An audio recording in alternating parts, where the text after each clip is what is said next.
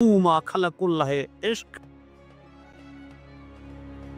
প্রথম সৃষ্টি ইশক। আওয়ালুমা খালাকুল্লাহে মিন নূরি, নূর, প্রথম সৃষ্টি নূর। আওয়ালুমা খালাকুল্লাহে আরশ, প্রথম সৃষ্টি আমার আরশ। দেখেন, আবুল ফকিরের দাবি অনুসারে আল্লাহ তাআলার কথার মধ্যে বিভিন্ন ধরনের অসঙ্গতি উনি লক্ষ্য করেছেন।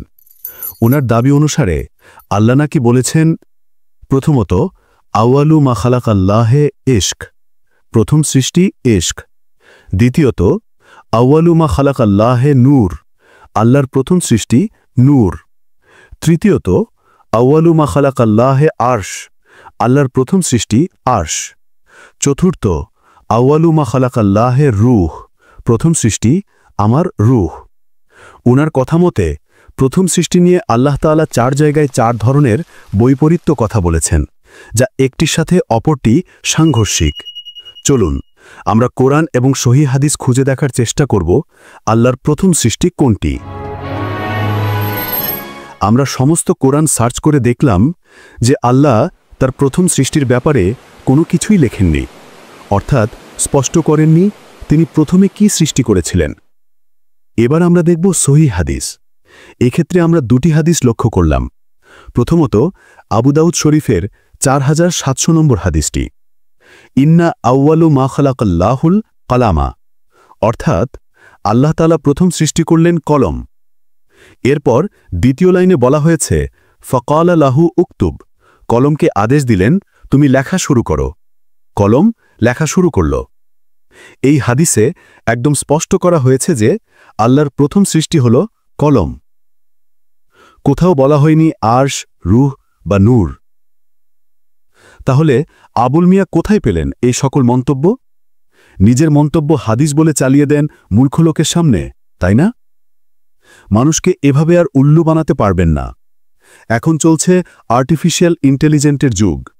মানুষ ইচ্ছে করলেই মুহূর্তের ভিতর যে কোনো ফেক চেক করে নিতে পারে এআই এর সাহায্যে। আপনার মতো পাগল ছাগল এই সমাজে আর স্থান পাবে না। বুখারী শরীফের 7418 নম্বর হাদিসে বলা হয়েছে, আল্লাহ ছিলেন, তার সাথে আর কিছুই ছিল না, এবং তার আরশ ছিল পানির ওপর। এই হাদিসে কোথাও প্রথম সৃষ্টি আরশ এ ব্যাপারে কিছুই বলা হয় নাই, বরং এই হাদিসটা বিগ ব্যাংয়ের পূর্বের অবস্থা কেমন ছিল তা নির্দেশ করে। সে সময় কোনো টাইম ডাইলেশন ছিল না। কিছু মানুষ প্রচার করে আল্লাহ প্রথমে নূরে মোহাম্মদ সৃষ্টি করেছেন। এই বর্ণনাটি দুর্বল বা মাউজু বা জাল। তাহলে ইমাম আল সাখাউই, ইমাম ইবনে বাজ, আলবানী, ইবনে তাইমিয়া, ইবনে হাজার সবাই একমত এই হাদিস সহি নয়, বরং একটি বানোয়াট হাদিস। এবার দেখব আমরা সাহাবা ও তাবেঈনদের বক্তব্য। ইবনে আব্বাস রাহ বলেন, প্রথম সৃষ্টি কলম, অর্থাৎ তাফসির ইবনে আব্বাস। কাতাদাহ তাবেঈ বলেন, আল্লাহ প্রথম কলম সৃষ্টি করলেন, অর্থাৎ তাফসির তাবারি। ইবনে কাসির বলেন, কলম প্রথম সৃষ্টি এই বিষয়ে সবচেয়ে শক্তিশালী দলিল হাদিস।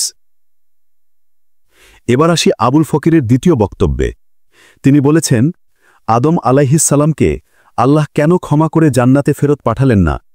তিনি তওবা করেছিলেন, তাহলে পৃথিবীতে কেন পাঠানো হলো?